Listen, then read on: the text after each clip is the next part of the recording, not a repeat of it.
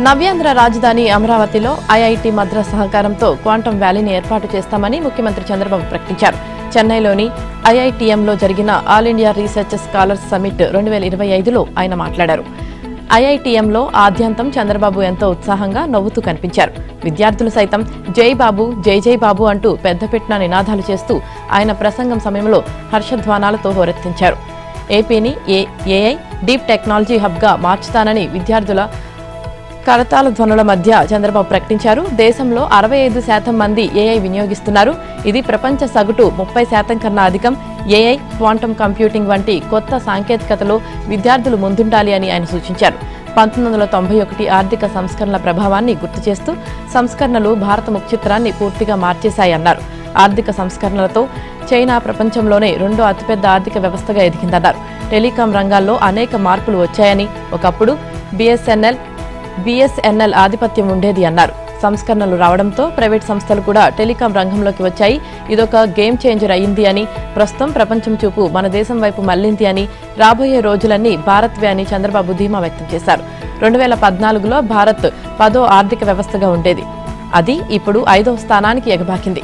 మనమంతా గట్టి కృషి చేస్తే ప్రపంచంలోనే అతిపెద్ద ఆర్థిక వ్యవస్థగా భారత్ అగ్రస్థానానికి చేరుకుంటుంది అని చంద్రబాబు తెలిపారు. భారత్కు జనాభా గొప్ప వరం లాంటిదని అన్నారు.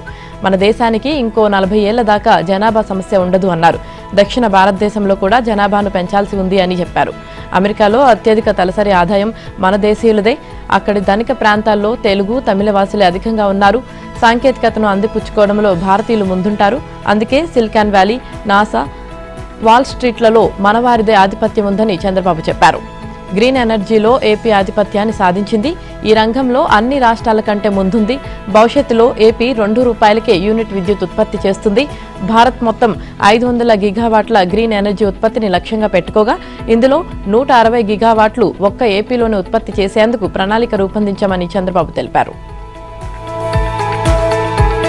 తెలుగు జాతి సంక్షోభంలో ఉన్న ప్రతిసారి వారికి వెలుగు బాటే నిలిచింది తెలుగుదేశం పార్టీ. నందమూరి తారక రామారావు 1982 మార్చి 29న ఈ పార్టీకి ఊపిరిపోశారు. 43 ఏళ్ల ప్రస్థానంలో ఎన్నెన్నో ఆటుపోట్లు అయినా రాటుదేలి జాతీయ రాజకీయాల్లో కీలక శక్తిగా మారింది. నేడు 43వ ఆవిర్భావ దినోత్సవం జరుపుకుంటున్న ఈ పార్టీ పుట్టుకే పెను సంచలనం. ఆంధ్రప్రదేశ్ రాజకీయ చరిత్రలో ప్రధాన ఘట్టం. స్వాతంత్ర్యం వచ్చిన నాటి నుంచి 1983 వరకు 3.5 దశాబ్దాల పాటు కాంగ్రెస్ పాలనతో విసిగి వేసారిన తెలుగు ప్రజలకు టీడీపీ రాజకీయ ప్రత్యామ్నాయంగా నిలిచింది. చివరకు అదే ప్రధాన పక్షంగా నిలిచింది. జాతీయ రాజకీయాలను సైతం చేయబట్టి నడిపే కీలక శక్తిగా ఆవిర్భవించింది. రాష్ట్ర విభజన తర్వాత అప్పుల కుంపటి నెత్తిన పెట్టుకున్న నవ్యాంధ్రకు ఏకైక ఆశా కిరణంగా నిలిచింది. తెలుగుదేశం పార్టీ 43వ ఆవిర్భావ దినోత్సవ వేడుకలను నేడు ఏపీ వ్యాప్తంగా ఘనంగా నిర్వహించేందుకు ఆ పార్టీ నాయకత్వం అన్ని ఏర్పాట్లు చేసింది.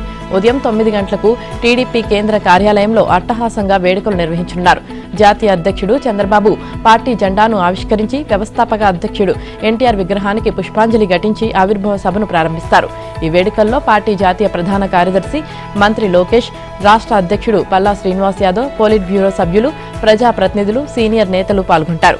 టీడీపీని స్థాపించి కేవలం 9 నెలల్లోనే 1983 జనవరిలో జరిగిన ఆంధ్రప్రదేశ్ శాసనసభ ఎన్నికల్లో అద్భుతమైన విజయంతో ఎవరూ చెరపలేని రికార్డును సృష్టించింది. ఎన్టీఆర్ నాయకత్వంలో టీడీపీ 294 సీట్లలో 202 గెలుచుకుంది. ఈ విజయం భారత రాజకీయాల్లోనే పెను సంచలనం. 1984 ఆగస్టు సంక్షోభంలో పదవిని కోల్పోయిన ఆయన తిరిగి నెల రోజులకే సీఎంగా ప్రమాణ స్వీకారం చేశారు. ఎన్టీఆర్ పాలనలో ₹2కే కిలో బియ్యం, జనతా వస్త్రాలు, పేదలకు పక్కా ఇల్లు, మహిళలకు ఆస్తి హక్కు, కరణాలు, మునసబు, పటేల్ పట్వారీ వ్యవస్థను రద్దు చేయడం వంటి సంక్షేమ పథకాలు, విప్లవాత్మక సంస్కరణలు ప్రవేశపెట్టారు. ఇక మరిన్ని మెరుగులతో నేటికి అప్రతిహతంగా సాగుతోంది. రాష్ట్ర విభజన అనంతరం అప్పుల ఊబిలో కూరుకుపోయి రాజధాని లేకుండా మిగిలిన రాష్ట్రానికి అమరావతిని రాజధానిగా చేసి నవ్యాంధ్ర నిర్మాణానికి చంద్రబాబు శ్రీకారం చుట్టారు. గత వైసీపీ ప్రభుత్వంలో డిజిటల్ కార్పొరేషన్ పేరుతో చేసిన అక్రమాలు, అవినీతిపై కూటమి ప్రభుత్వం సిఐడి దర్యాప్తునకు ఆదేశించింది. జగన్ హయాంలో డిజిటల్ కార్పొరేషన్లో 171.9 కోట్లు ఖర్చు చేయగా అందులో 37.20 కోట్లు దుర్వినియోగం అయినట్లు విజిలెన్స్ విచారణలో వెల్లడైంది.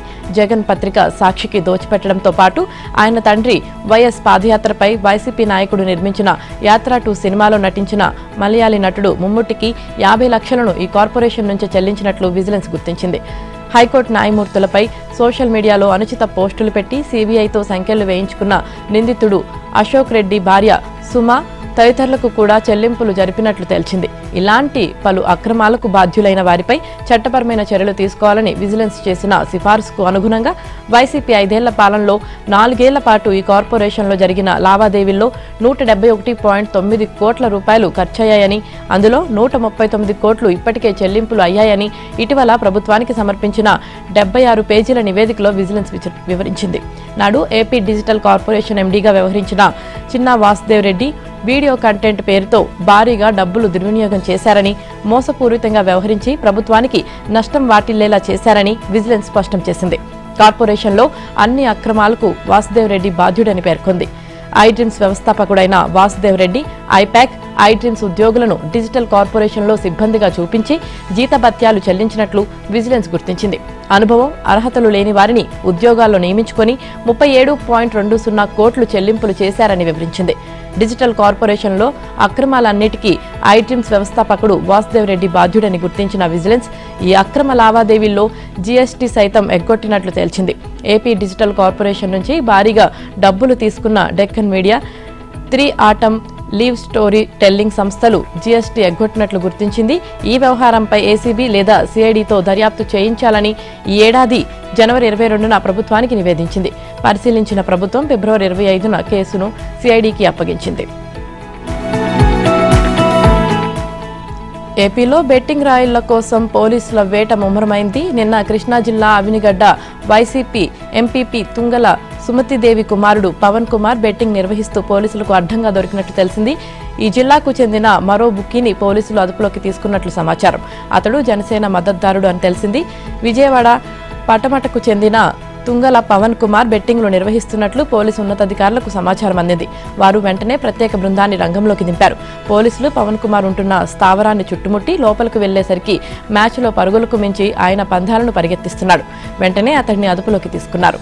పవన్ కుమార్ బ్యాంక్ ఖాతాను పరిశీలించగా అందులో లక్షలాది రూపాయలు నిల్వ ఉన్నట్లు గుర్తించారు. విచారించగా ఉమ్మడి కృష్ణా జిల్లా మొత్తం నెట్వర్క్ను విస్తరించినట్లు పవన్ కుమార్ వెల్లడించారని సమాచారం. ఆయన ఫోన్ సంభాషణలు ఎక్కువగా వాట్సాప్ కాల్స్ ద్వారా సాగినట్లు సమాచారం.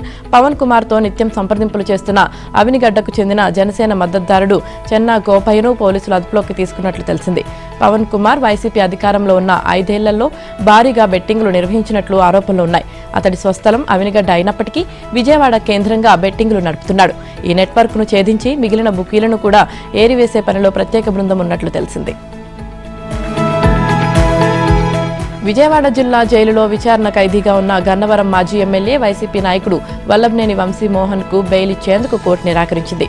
టీడీపీ కార్యాలయంపై జరిగిన దాడి కేసులో ఫిర్యాదుదారుడు ముదునూరు సత్యవర్ధన్ కిడ్నాప్ కేసులో బెయిల్ మంజూరు చేయాలని కోరుతూ వంశీ దాఖలు చేసిన బెయిల్ పిటిషన్ను కోర్టు శుక్రవారం తిరస్కరించింది. బెయిల్ పిటిషన్పై విజయవాడలోని ఎస్సీ, ఎస్టీ అట్రాసిటీ కేసుల విచారణ న్యాయస్థానంలో నిన్న విచారణ జరిగింది. దీనిపై ప్రాసిక్యూషన్, వంశీ తరపు న్యాయవాదులు వాదనలు విన్న న్యాయాధికారి హిమబిందు బెయిల్ మంజూరు చేయలేమని తీర్పును వెలువరించారు. ప్రాసిక్యూషన్స్ చేసిన వాదనలతో ఏకీభవిస్తూ బెయిల్ పిటిషన్ను కొట్టివేసినట్లు వెల్లడించారు. తీర్పు సందర్భంగా న్యాయస్థానంలో కీలక పరిణామం జరిగింది. ప్రాసిక్యూషన్ తరపున వాదనలు వినిపించిన joint director Rajendra Prasad, case దర్యాప్తు అధికారి కె దామోదర్ రావుకు కోర్టు నోటీసులు జారీ చేసింది. మరోవైపు సత్యవర్ధన్ అపహరణ, దాడి కేసులో వంశీ రిమాండ్ను పొడిగిస్తూ కోర్టు ఉత్తర్వులు జారీ చేసింది. వంశీతో పాటు మరో నిందితుడు నిమ్మా లక్ష్మీపతికి వచ్చే నెల 9 వరకు రిమాండ్ పొడిగిస్తున్నట్లు న్యాయాధికారి తిరుమలరావు ఆదేశాలు ఇచ్చారు. వైసీపీ మాజీ ఎమ్మెల్యే వంశీని ఒకరోజు పోలీస్ కస్టడీకి ఇస్తూ గన్నవరం కోర్టు న్యాయాధికారి ఉత్తర్వులు ఇచ్చారు. దీంతో ఇవాళ ఉదయం 10 నుంచి సాయంత్రం 5 గంటల వరకు విచారించాలని, వైద్య పరీక్షలు చేయించాలని ఆదేశించారు. విచారణ అనంతరం కోర్టులో హాజరుపరిచి అక్కడి నుంచి విజయవాడ జైలుకు అప్పగించాలని పేర్కొన్నారు. దీంతో విజయవాడ జైల్లో ఉన్న వంశీని ఆత్కూరు పోలీసులు నేడు తమ కస్టడీకి తీసుకోనున్నారు. మరోవైపు ఇదే కేసులో బెయిల్ మంజూరు చేయాలని కోరుతూ వంశీ వేసిన పిటిషన్పై విచారణను కోర్టు ఏప్రిల్ 1కి వాయిదా వేసింది. సమాచార శాఖలో గతంలో జరిగిన అవకతవకల వ్యవహారంలో ఏప్రిల్ 2న విచారణకు రావాలంటూ ఐఎన్పిఆర్ మాజీ కమిషనర్ తుమ్మా విజయ్ కుమార్ రెడ్డికి అవినీతి నిరోధక శాఖ మరోసారి నోటీసు జారీ చేసింది. మీరు కేసు విచారణకు అవసరమైన డాక్యుమెంట్లు ఇచ్చి దర్యాప్తునకు సహకరించాలి. ఈసారి రాకపోతే బిఎన్ఎస్ఎస్ సెక్షన్ 35(6) కింద అరెస్టు చేస్తామని ఆ నోటీసులో స్పష్టం చేసింది. గత వైసీపీ ప్రభుత్వంలో జరిగిన సొంత మీడియాతో పాటు కూలి మీడియాకు వాలంటీర్లతో సాక్షి పత్రిక కొనిపించేందుకు 100 కోట్లను నిబంధనలకు విరుద్ధంగా విజయ్ కుమార్ రెడ్డి దోచిపెట్టారంటూ విజిలెన్స్ విచారణలో తేలింది. 2019 నుంచి 2024 వరకు జరిగిన ఈ భాగోతంలో మొత్తం 859 కోట్ల మేర ప్రభుత్వ ధనం విజయ్ కుమార్ రెడ్డి చేతుల మీదుగా ఖర్చు చేశారు. ఇందులో సగానికి పైగా సాక్షి పత్రికకు అందించారన్న అభియోగాలపై గతేడాది నవంబర్ 14న విజిలెన్స్ నివేదిక ఆధారంగా ఏసీబీ కేసు నమోదు చేసింది. దీనిపై విచారణకు రావాలంటూ ఈ నెల 18న విజయ్ కుమార్ రెడ్డికి నోటీసులు పంపారు. అయితే తక్షణమే తాను రాలేనని, వీలు చూసుకొని వస్తానని ఆయన బదులిచ్చారు. అదే సమయంలో ముందస్తు బెయిల్ కోసం హైకోర్టును ఆశ్రయించారు. ఈ నేపథ్యంలో ఏప్రిల్ 2న గుంటూరులోని ఏసీబీ రీజనల్ కార్యాలయానికి వచ్చి విచారణకు సహకరించాలంటూ అడిషనల్ ఎస్పీ మహేష్ తాజాగా మరోసారి నోటీసులు జారీ చేశారు. కేసు ప్రస్తుత దశలో అరెస్టు చేయబోమని, అలాగని ఈసారి రాకపోతే బిఎన్ఎస్ఎస్ కింద తదుపరి చర్యలు తప్పవని నోటీసులో పేర్కొన్నారు. దీంతో స్పందించిన ఐఎన్పిఆర్ మాజీ కమిషనర్ తాను విచారణకు హాజరవుతానని ఏసీబీ అధికారులకు సమాచారం ఇచ్చినట్లు తెలిసింది. అదే విషయం శుక్రవారం హైకోర్టుకు కూడా ఆయన వెల్లడించారు. ఎన్టీఆర్ జిల్లా తిరువూరు టీడీపీ ఎమ్మెల్యే కొలికపూడి శ్రీనివాసరావు పదే పార్టీకి తలనొప్పులు తీసుకొస్తున్న వైనం అధిష్టానాన్ని ఆగ్రహానికి గురిచేస్తుంది. ఎమ్మెల్యేగా ఎన్నికైన నాటి నుంచి ఎప్పుడూ ఏదో ఒక వివాదం సృష్టిస్తున్నారని, పార్టీ విధానాలకు వ్యతిరేకంగా వ్యవహరిస్తున్నారని గుర్రుగా ఉంది. తాజాగా స్థానిక టీడీపీ నేత రమేష్ రెడ్డిపై చర్యలు తీసుకోవాలని ఏకంగా అధిష్టానానికి అల్టిమేటం జారీ చేయడం, 48 గంటల్లో చర్యలు తీసుకోకపోతే ఎమ్మెల్యేగా రాజీనామా చేస్తానని బెదిరించడాన్ని పార్టీ సీరియస్ గా పరిగణిస్తుంది. ఈ నేపథ్యంలో ఎన్టీఆర్ పార్లమెంట్ నియోజకవర్గ టీడీపీ అధ్యక్షుడు నెట్టెం రఘురం, విజయవాడ ఎంపీ కేశినేని చిన్ని పార్టీ ప్రాంతీయ సమన్వయకర్త సత్యనారాయణ రాజుతో ఓ కమిటీని ఏర్పాటు చేసింది. నియోజకవర్గంలో గత 10 నెలలుగా చోటు చేసుకున్న సంఘటనలపై సమగ్ర నివేదిక తెప్పించుకున్న పార్టీ రాష్ట్ర అధ్యక్షుడు పల్లా శ్రీనివాసరావు దానిని పార్టీ అధినేత చంద్రబాబుకు సమర్పించారు. కొలికపూడిపై ఎలాంటి చర్య తీసుకోవాలో చంద్రబాబే తుది నిర్ణయమని టీడీపీ వర్గాలు తెలిపాయి. దేశవ్యాప్తంగా అత్యంత శక్తివంతమైన నాయకుల జాబితాలో సీఎం చంద్రబాబు 14వ స్థానంలో నిలిచారు. రాజకీయ వ్యూహాలు, మొక్కవోని దీక్ష, భవిష్యత్తుపై పక్కా ప్రణాళిక, రాష్ట్రాన్ని ముందు వరుసలో నిలపాలన్న విజన్ వంటివి ఆయనకు ఈ స్థానాన్ని కట్టబెట్టాయి. దేశంలోని వివిధ రంగాల్లో అత్యంత శక్తివంతులైన 100 మంది ప్రముఖులతో ఇండియన్ ఎక్స్ప్రెస్ 2025 జాబితాను శుక్రవారం విడుదల చేసింది. ఈ జాబితాలో ఉప ముఖ్యమంత్రి పవన్ కళ్యాణ్ 73వ స్థానంలో నిలిచారు. ఇండియన్ ఎక్స్ప్రెస్ గతంలోనూ ఇలాంటి జాబితా రూపొందించిన చంద్రబాబు, పవన్ కళ్యాణ్ పేర్లను తొలిసారి తాజా జాబితాలో పేర్కొనడం విశేషం. ఇక ఈ జాబితాలో తెలంగాణ సీఎం రేవంత్ రెడ్డి 28వ స్థానంలో నిలిచారు. ప్రధానమంత్రి నరేంద్ర మోదీ నెంబర్ 1 స్థానాన్ని నిలబెట్టుకున్నారు. నిరుడు కూడా ఆయన నెంబర్ 1 స్థానంలోనే ఉండటం గమనార్హం. 2వ స్థానంలో కేంద్ర హోంమంత్రి అమిత్ షా, 3వ స్థానంలో విదేశాంగ మంత్రి ఎస్ జయశంకర్ నిలిచారు. తర్వాత వరుసగా ఆర్ఎస్ఎస్ చీఫ్ మోహన్ భాగవత్, కేంద్ర ఆర్థిక మంత్రి నిర్మలా సీతారామన్, యూపీ సీఎం యోగి ఆదిత్యనాథ్, కేంద్ర మంత్రులు రాజ్నాథ్ సింగ్, అశ్విని వైష్ణవ్, ప్రతిపక్ష నేత రాహుల్ గాంధీ, ప్రముఖ పారిశ్రామికవేత్త ముఖేష్ అంబానీ ఉన్నారు. 100 మంది జాబితాలో దేశంలోని రాజకీయ, వ్యాపార, క్రీడా, వినోద రంగాల్లో అత్యంత ప్రతిభావంతమైన వ్యక్తులు ఉన్నారు. సినీ నటుడు అల్లు అర్జున్ 92వ స్థానంలో నిలిచారు.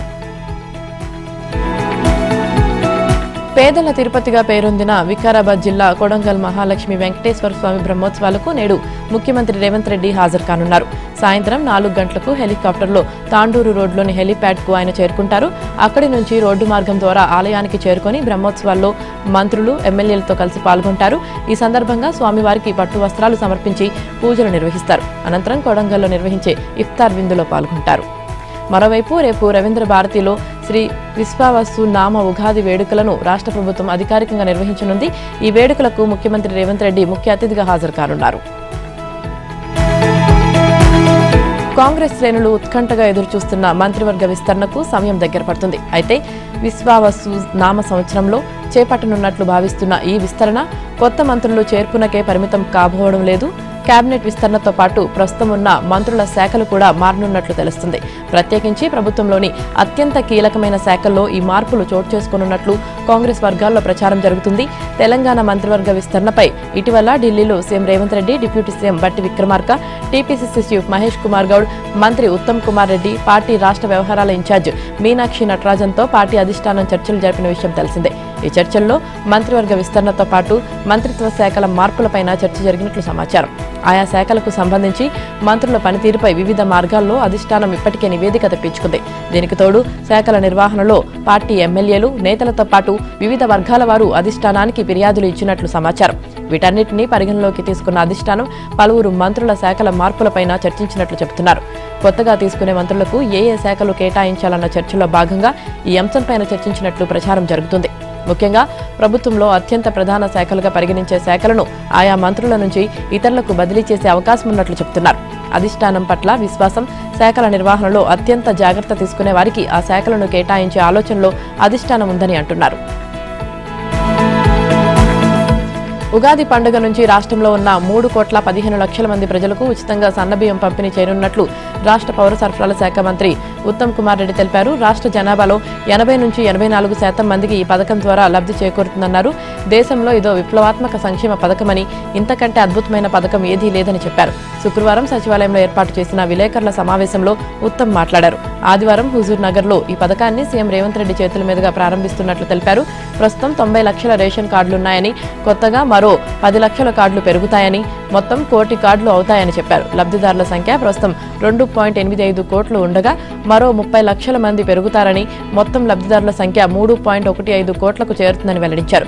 ప్రతి ఒక్కరికి 6 కిలోల చొప్పున నెలవారీ కోటా పంపిణీ చేస్తామన్నారు. భవిష్యత్తులో ఇతర నిత్యావసర వస్తువులు కూడా పంపిణీ చేయాలనే ఆలోచనతో ఉన్నామని, ఏ వస్తువులు ఇవ్వాలి, ఎంత పరిమాణంలో ఇవ్వాలనే దానిపై ప్రతిపాదనలు రూపొందించాలని అధికారులను ఆదేశించినట్లు తెలిపారు. ఆహార భద్రత చట్టం కింద బియ్యం పంపిణీ పథకానికి కేంద్ర ప్రభుత్వం 5,489 కోట్లు వెచ్చిస్తోందని, రాష్ట్రం 8,033 కోట్లు కలిపి ఏడాదికి 13,522 కోట్ల రూపాయలు ఖర్చు చేసినట్లు ఉత్తమ్ వివరించారు. చైనాకు చెందిన దిగ్గజ విద్యుత్ కార్ల తయారీ సంస్థ BYD ఎట్టకేలకు భారత్లో తన ఉత్పత్తి యూనిట్ను ఏర్పాటు చేయబోతుంది. హైదరాబాద్ కేంద్రంగా పనిచేసే మెగా ఇంజనీరింగ్ అండ్ ఇన్ఫ్రాస్ట్రక్చర్ లిమిటెడ్తో కలిసి సంయుక్తంగా ఈ ప్రాజెక్టు ఏర్పాటు చేసేందుకు కేంద్ర ప్రభుత్వం సూత్రప్రాయంగా ఆమోదం తెలిపినట్లు సమాచారం. ఈ JV ఈక్విటీలో చైనా కంపెనీ 49%, MEIL కు 51% వాటా ఉన్నట్లు తెలుస్తుంది. అయితే ఈ వార్తలపై BYD గాని MEIL గాని అధికారికంగా ఎలాంటి ప్రకటన చేయలేదు. దశలవారీగా 2032 నాటికి ఏటా 6 లక్షల EVలు, 20 గిగావాట్ల బ్యాటరీల ఉత్పత్తి సామర్థ్యంతో ఏర్పాటు చేసే ఈ ప్రాజెక్టు కోసం 2 కంపెనీలు సుమారు 85,490 కోట్ల మేర పెట్టుబడులు పెడతాయని అంచనా. BYD ఇప్పటికే MEIL గ్రూప్ కంపెనీ ఒలేకాట్రా గ్రీన్ టెక్తో కలిసి రంగారెడ్డి జిల్లా షాబాద్ మండలంలోని సీతారాంపూర్ వద్ద 150 ఎకరాల్లో విద్యుత్ బ్యాటరీతో నడిచే బస్సుల తయారు చేస్తుంది. తెలంగాణ ఆర్టీసీతో పాటు అనేక రాష్ట్రాల రోడ్డు రవాణా సంస్థలు ఈ బస్సులను పెద్ద ఎత్తున కొనుగోలు చేస్తున్నాయి. ఇప్పుడు MEILతో కలిసి సంయుక్తంగా ఏర్పాటు చేసే EV కార్ల ప్రాజెక్టును కూడా షాబాద్ మండలంలోని 500 ఎకరాల్లో ఏర్పాటు చేసే అవకాశం ఉందని సమాచారం. అయితే ప్రాజెక్టు ఎక్కడ అనే దానిపై ఇంకా తుది నిర్ణయానికి రాలేదని, షాబాద్తో పాటు హైదరాబాద్ సమీపంలోని మరో 3 ప్రాంతాలను పరిశీలిస్తున్నామని తెలుస్తుంది. అయితే ఈ ప్రాజెక్టుపై పూర్తి స్పష్టత వచ్చేందుకు మరికొద్ది రోజుల సమయం పడుతుందని అధికారిక వర్గాలు చెబుతున్నాయి. BYD ఉత్పత్తి యూనిట్ కోసం అనేక రాష్ట్రాలు పోటీ పడ్డాయి. అయితే ఇప్పటికే MEIL గ్రూప్ సంస్థ ఒలేకాట్రాతో గ్రీన్ టెక్తో ఉన్న అనుబంధంతో పాటు ఆ ప్రాజెక్టుకు సమీపంలోనే 500 ఎకరాల భూమి కేటాయించేందుకు EVలపై రోడ్ ట్యాక్స్, రిజిస్ట్రేషన్ ఫీజుల మినహాయింపు ఇవ్వడానికి ప్రభుత్వం అంగీకరించినందుకే తెలంగాణను ఎంచుకున్నట్లు తెలుస్తుంది. LRS రుసుములో ప్రభుత్వం ఇచ్చిన రాయితీ గడువు ఈ నెల 31తో ముగినుంది. తొలుత నత్తనడకన సాగిన ఈ ప్రక్రియ రుసుములో 25 రాయితీ ఇవ్వడంతో ఊపందుకుంది. అయితే గడువు దగ్గర పడటంతో దరఖాస్తుదారులు క్యూ కడుతున్నారు. రాయితీ గడువును 4 రోజుల పాటు పొడిగించాలని కోరుతున్నారు. శాసనసభ బడ్జెట్ సమావేశాలను కొందరు ఎమ్మెల్యేలు LRS గడువు పెంచాలని విజ్ఞప్తి చేశారు. LRS దరఖాస్తుల విషయంలో మహబూబ్ నగర్ జిల్లా నుంచి మంచి స్పందన వచ్చింది. వనపర్తి ఎమ్మెల్యే మేఘారెడ్డి ఏప్రిల్ నెలాఖరు వరకు రాయితీ గడువు పెంచాలని సభలో ప్రభుత్వాన్ని కోరారు. దరఖాస్తుదారులు, ప్రజాప్రతినిధుల విజ్ఞప్తి మేరకు ప్రభుత్వం గడువు పెంచే యోచనలో ఉన్నట్లు తెలిసింది. ఏప్రిల్ నెలాఖరు వరకు పెంచే అవకాశాలున్నట్లు సమాచారం. ఎండలు మండుతున్నాయి. రాష్ట్ర వ్యాప్తంగా ఉష్ణోగ్రతలు పెరుగుతుండగా కోస్తాలో వడగాల్పులు సెగలు పుట్టిస్తున్నాయి. శుక్రవారం 181 ప్రాంతంలో 40 డిగ్రీలు పైగా ఉష్ణోగ్రతలు నమోదయ్యాయి. 15 మండలాల్లో తీవ్రంగా, 90 మండలాల్లో మోస్తారు వడగాల్పులు వీచాయి. గరిష్టంగా ప్రకాశం జిల్లా తాటిచెర్ల, కడప జిల్లా కమలాపురంలో 42.6, నంద్యాల జిల్లా ఆలమూరులో 42.5, తిరుపతి జిల్లా వెంకటగిరిలో 42.2, అనకాపల్లి జిల్లా రావికమతంలో 42.1, అన్నమయ్య జిల్లా వతలూరులో 42, అనంతపురం జిల్లా గుంతకల్లు, పల్నాడు జిల్లా నడికుడిలో 41.9, విజయనగరం జిల్లా నెల్లివాడలో 41.8, నెల్లూరు జిల్లా నెల్లూరుపాలెలో 41.5, చిత్తూరు జిల్లా నగరి, కర్నూలు జిల్లా పులిందకొండలో 41.1 డిగ్రీలు నమోదయ్యాయి. శనివారం శ్రీకాకుళం, విజయనగరం, మన్యం, అల్లూరి, కాకినాడ, తూర్పుగోదావరి జిల్లాలోని 35 మండలాల్లో తీవ్రంగా, శ్రీకాకుళం నుంచి తిరుపతి వరకు 223 మండలాల్లో మోస్తారు వడగాల్పులు వీస్తాయని విపత్తుల నిర్వహణ సంస్థ హెచ్చరించింది. ఆదివారం 85 మండలాల్లో వాటి ప్రభావం ఉంటుందని తెలిపింది. తిరుమల శ్రీ వెంకటేశ్వర స్వామికి రోజురోజుకు కునుకు కరువవుతుంది. పెరుగుతున్న భక్తుల రద్దీతో స్వామి సేద తీరే సమయం తగ్గిపోతుంది. దీంతో స్వామివారి ఏకాంత సమయాన్ని పెంచాలని అర్చక పండిత బృందం టీటీడీ అధికార యంత్రాంగాన్ని సూచనలు చేసింది. రోజు వేకువజామున సుప్రభాత సేవతో స్వామి నివేదనలు మొదలవుతాయి. ప్రస్తుతం వేకువజామున 2:30 మహాద్వారం, వెండి వాకిలి, బంగారు వాకిలి తలుపులు తెరిచి 3 గంటలకు సుప్రభాత సేవ నిర్వహిస్తున్నారు. సాధారణంగా రాత్రి 12 గంటలలోపే ఏకాంత సేవ నిర్వహించాలి. అయితే గత 10 ఏళ్లుగా ఈ సేవ నిర్వహణ సమయం అర్ధరాత్రి 1 గంట నుంచి 2 గంటల మధ్య సమయానికి మారిపోయింది. కొన్నేళ్లుగా రాత్రి 2:30 ఏకాంత సేవను నిర్వహించి ఆలయం తలుపులు మూసేస్తున్నారు. ఒక్కోసారి 2:50 ఏకాంత సేవ పూర్తి చేసి ఆ వెంటనే, అంటే కేవలం 7 నిమిషాల వ్యవధిలోనే తిరిగి ఆలయం తలుపులు తెరుచుకుంటున్నాయి. క్యూ లైన్లు భారీగా ఉండి కంపార్ట్మెంట్లో గంటల తరబడి నిరీక్షిస్తున్న భక్తులకు వీలైనంత త్వరగా దర్శనం చేయించాలనే ఉద్దేశంతో అర్ధరాత్రి దాటిన తర్వాత కూడా క్యూ లైన్లు కొనసాగిస్తుండటంతో ఈ పరిస్థితులు నెలకొంటున్నాయి. రోజుకు 23 గంటలకు పైగా శ్రీవారి దర్శనాలు కొనసాగుతున్నాయి. అయితే ఇది సరికాదని, గర్భాలయంలోని మూలమూర్తికి కనీసం గంట నుంచి గంటన్నర సేపైన ఏకాంతం కల్పించాలని కొందరు పండితులు అభిప్రాయం వ్యక్తం చేస్తున్నారు. ఏకాంత సమయంలోనే దేవతలు భూలోకానికి వచ్చి శ్రీనివాసుని ఆరాధిస్తారని, స్వయంగా బ్రహ్మదేవుడే వచ్చి పూజ చేస్తారని పురాణాల్లో ఉందని గుర్తు చేస్తున్నారు. దేవతల ఆగమన సమయంలో మానవ సంచారం ఉండరాదని స్పష్టం చేస్తున్నారు. ఈ నేపథ్యంలో దర్శనాల సమయాన్ని కుదించి ఏకాంత సమయాన్ని పెంచాలని అర్చకులు, కొందరు పండితులు టీటీడీ అధికారులను కోరినట్లు తెలుస్తోంది. నోట్ల కట్టల వ్యవహారంలో తీవ్ర ఆరోపణలు ఎదుర్కొంటున్న ఢిల్లీ హైకోర్టు జడ్జి జస్టిస్ వర్మను అలహాబాద్ హైకోర్టుకు బదిలీ చేయాలంటూ సుప్రీం కొలీజియం చేసిన సిఫారసుకు కేంద్రం ఆమోదం తెలిపింది. ఈ మేరకు కేంద్ర న్యాయశాఖ ఒక అధికారిక ప్రకటన విడుదల చేసింది. అయితే ఆయనకు ప్రస్తుతానికి ఎలాంటి న్యాయపరమైన విధులు కేటాయించవద్దని అలహాబాద్ హైకోర్టు ప్రధాన న్యాయమూర్తికి సుప్రీంకోర్టు సూచించింది.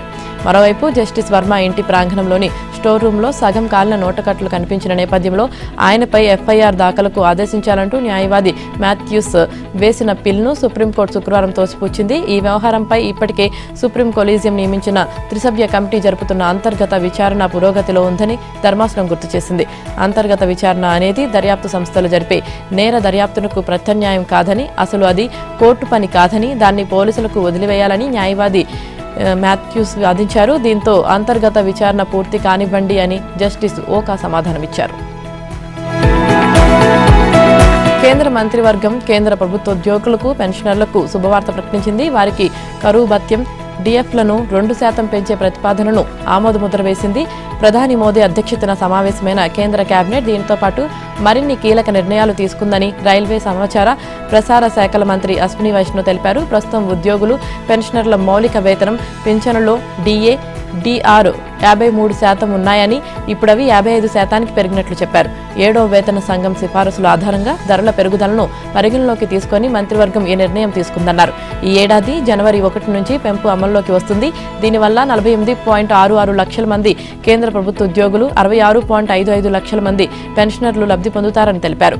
8వ వేతన కమిషన్ ఏర్పాటు కోసం ఎదురుచూస్తున్న వీరికి ఇప్పుడు వేతనాలు, పెన్షన్లు పెరుగుతాయని ప్రభుత్వ వర్గాలు తెలిపాయి. అలాగే ఈ పెంపు కారణంగా కేంద్ర ఖజానాపై ఏటా 6,614 కోట్ల భారం పడుతుందని మంత్రి చెప్పారు.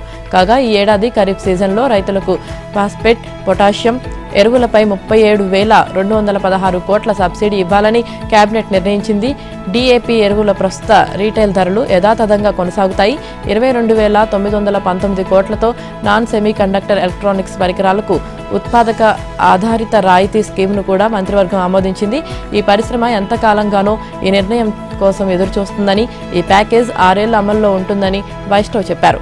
బీహార్లో అత్యంత కీలకమైన కోసి మేచి అంతర్గత అనుసంధాన ప్రాజెక్టును కూడా కేబినెట్ ఆమోదించింది. చెన్నైలోని చెపాక్ స్టేడియం వేదికగా జరిగిన మ్యాచ్లో చెన్నై సూపర్ కింగ్స్ ఓటమి పాలైంది. 17 ఏళ్ల తర్వాత చెన్నై గడ్డపై రాయల్ ఛాలెంజర్స్ విజయం సాధించింది. తొలుత టాస్ గెలిచి చెన్నై సూపర్ కింగ్స్ ఫీల్డింగ్ ఎంచుకుంది. 20 ఓవర్లలో 7 వికెట్ల నష్టంతో ఆర్సీబీ 196 పరుగులు చేసింది. 197 పరుగుల లక్ష్యంతో బ్యాటింగ్కు దిగిన చెన్నై సూపర్ కింగ్స్ 20 ఓవర్లలో 8 వికెట్ల నష్టానికి 146 పరుగులు ఓటమి పాలైంది. ఆఖరి ఓవర్లలో ధోని వరుసగా 2 సిక్స్లు బాది 16 బంతుల్లో 30 పరుగులు సాధించాడు.